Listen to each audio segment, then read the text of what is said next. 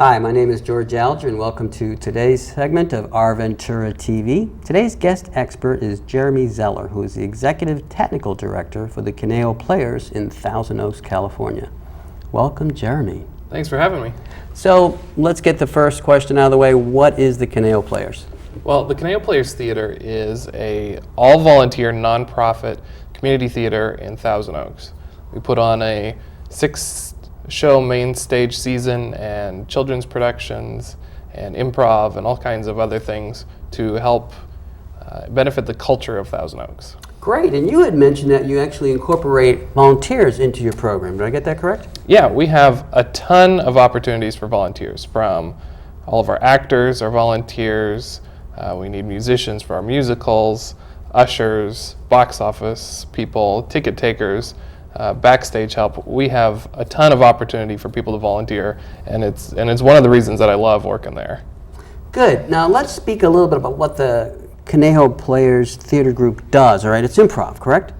The Conejo Players as a theater does a full season every year of shows like The Hound of the Baskervilles, Sherlock Holmes, Follies of the musical. But I'm also the director for the Conejo Improv Players. And so we do 3 to 4 times a year an improv show.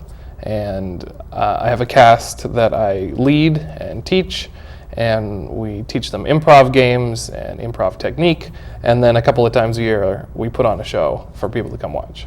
Good. So for folks who don't know what improv means, could you define that? Sure. So our improv is everything is completely made up on the spot. So what we'll do is we'll get a suggestion from the audience of some sort of activity or some location, and then based off that suggestion, we will put together a whole scene or a skit or a sketch, say, and put on a whole performance right there just off the top of our heads. So is improv hard to learn? Actually, it's pretty easy. There's a lot of people that come up to me and they say things like, oh, that improv stuff, I could never do that. But really, there's really only 3 things that go into it. You have to say the first thing that comes to your head, you have to say yes and to everything, and you have to make your partner look good. So when something pops up in your head, you just say it. That's easy. To say yes and to everything, it's you don't deny stuff. You don't shut people down. You don't say no to people. You say, okay, I see where that's going, and then you try and add to it. And then make your partner look good. Anybody you're working with, you want to succeed as a team. So you want to be doing stuff that's going to make your partner look good. They'll be doing the same back to you, and you can't fail. It's really that easy. Man, if we could just do that in life overall, we'd have a better world. Seriously. So now let's tie this back into the nonprofit aspect of what you're doing. Or in fact, maybe you can just help me out. Is it common that a theater group would be a nonprofit? I think a lot of theater groups are nonprofit. Okay. Because the goal of the theater isn't necessarily to just make a bunch of money. It's to show the city and the community how people can work together to improve the lives of the people in that city. For example, for us, one of the things we love is our children's program. We recently did a show called 13 the Musical, and we had over 80 kids come audition to be in this show.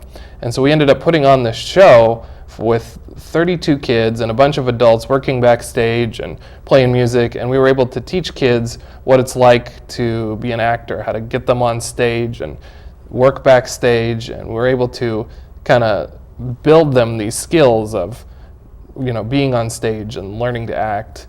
And we think that's a huge benefit for the community to get kids out there and to learn these skills. Yeah, I would think that's just a good life skill as well. Mm-hmm. Okay, cool. So now let's get a little bit broader about the the theater group itself outside of the improv. So you have different types of programs that are going on throughout the year, and I just want to clarify this point. So there's this need for volunteers to support it, but are you really looking for volunteers to help as performers too? We take auditions for every show. Okay. We're all volunteers, so everybody who auditions isn't coming with any expectation of getting paid. They're just doing this because they love to do it. So we have open auditions for all of our roles, so anybody can come out and audition for anything that they want to try. Once the show's been cast, then the cast participates in the rehearsals.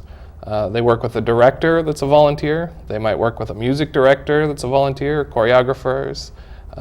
People who work backstage are all volunteers. Tech people like me, we volunteer, I teach new people how to do sound all the time, or teach them how it is to do lights, or run kind of the rails backstage. So we have all these people that come together that do this because it's something they want to try, or something they want to do, and something they love. And so it takes like literally a village to put on a show, all for fun. Good. Now speak a little bit about the skills that, whether it's a child or anyone, can take from, whether it's improv or acting in general, and translate it into, into other practices. I mean, for instance, just because I've heard of this, I understand that there are some companies that will have their employees take improv just because it supposedly makes them more flexible in their communications and in their ability to handle situations. Is there some truth to that? I would say that there is, especially being able to get up on stage. You kind of have to get outside of your head a little bit. And I think companies and other organizations look for people that can not just do what the company wants you to do, but to kind of think outside of the box and work on some problems. Like I said earlier, one of the rules for improv is say the first thing that comes to your head. It's a skill that companies love, because when they say there's no such thing as a bad idea, none of us really believe that, right? Because you're kind of like in a meeting, you're like, oh, I don't want to look dumb, oh, maybe this is a bad idea. In improv, we throw that out completely. It's literally whatever comes to the top of your head, you're throwing it out and saying it. If it's not good, we don't judge you for it. We kind of just move on. But it's out there, and it's something that you could work with and play off of. Good. Okay, so where are these performances, by the way? We have an actual theater building in Thousand Oaks on the south side of Moore Park Road, right behind the golf course. And so we've had that building for over 50 years now. We've been a theater company for almost 60 years. And we're one of the oldest theater companies in California. Wow. Okay, so you're not one of the founding members. No. No, not me. We have a couple of founding members that come around every once in a while and like to poke their head in, see what's going on. And I think our archivist has been there for a long time. One of our set builders, he's been there for a long time. But we've gone through a lot of people over the years. Wow, okay. So theater has an important place in any culture. I'm just wondering, was there a specific purpose that the founders had established for this theater group? I don't know if they had a specific purpose other than they felt there was a gap back in Thousand Oaks before it was even a city, that there wasn't any kind of theater. So they started by putting on performances in a barn. They rented a barn and they started putting on performances. And so over the years it has kind of developed into, we're not the biggest theater in Thousand Oaks. We're not like the young kids theater in Thousand Oaks, but we're kind of the stable, old, put the good stuff on kind of theater in Thousand Oaks. We like to have the classics in our season. We like to have new shows in our season, maybe just coming off of Broadway or off of touring, and we like to throw something kind of funky into our seasons. So we like to be able to cater to a large audience that wants to see their favorite show, but is also open to seeing something they've never seen before.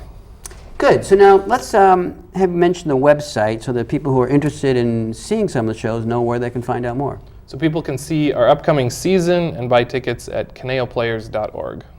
Okay, simple enough. Now, what might some other things mention some other things on the website that they might want to look at while I'm there? So one of my favorite things on the website is we have photos of kind of our rehearsals going back for many, many seasons. So like, for example, you might be able to go back and see the production of Tommy that we did in like 2008. And you can see photos from the show. And like if you know somebody in a show or you did a show one time, we kind of have that archive that people are able to look at and see, oh yeah, I was in that. That was cool. Oh, I remember that scene, that kind of thing. Good. So when you're out and about in the community and you're telling folks you're part of the Conejo Players, what's the most common question that you receive? Oh, where's that? Oh, okay. So in Thousand Oaks, there's a lot of theater companies. There's some big ones with, the Civic Arts Plaza and the Hillcrest Center. So our market's a little saturated, but once you kind of get talking to people, people go, oh yeah, I saw this show there from 20 years ago, or I saw this show there a couple years ago. And we kind of like being that place that we're that, oh yeah, I saw this there. Because, you know, if people remember you and they remember your show, then we're doing something right. Cool. All right, so we're just about out of time. So I wonder if we could wrap up with two things here. Number one, let me have you restate the website where viewers could go to for more information. And then two, is there some message you'd like to convey to the viewers? So the website again is conejoplayers.org. And if there's any kind of message, I'd say, you know, come check us out. We always need more volunteers. We love meeting new people and putting them to work, whether it's, you know, oh, I've always wanted to build a set. Well, come down for a day. We'll show you how to build a set. Or if it's, you know, I love greeting people. I want to be an usher. You know, we love having new people come and usher. Plus, you get to see the show for free if you usher, right? So that's something good. And we would love to just be able to bring people in and catch the theater bug. Yay! Well, that's a good purpose all by itself. All right, well, thank you very much. Thanks, George. This is George Alger signing off for this segment of Our Ventura TV. Until we meet again.